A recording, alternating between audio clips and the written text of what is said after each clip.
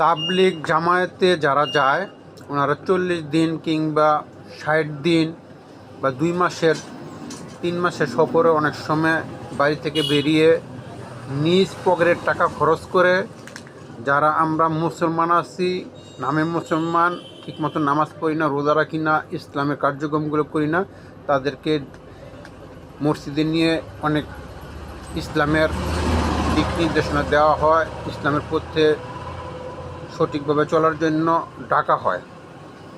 এটা অনেক মৌলবীরা বেদাতি বলে, হতেও পারে, এটা আমার জানা নেই। কিন্তু আপনারা একদিন 1 ঘন্টা বোঝানোর জন্য, আপনাদের হাদিয়া দেওয়ার জন্য 40 থেকে 50 দিন পর্যন্ত শুধু মাঠে কালেকশন করা লাগে। এটা খুব বৈধ। এটা কোথায় আছে? আপনারা মাসব্যাপী মাদ্রাসার ছাত্রদের দিয়ে দোকানে দোকানে, বাজারে বাজারে, রাস্তাঘাট থেকে টাকা কালেকশন করে তারপরে আপনাদের হাদিয়া দেওয়া লাগবে, এটা কোথায় আছে? ও আপনাদের পক্ষে যেটা না, এটাই বেদাতি নাকি?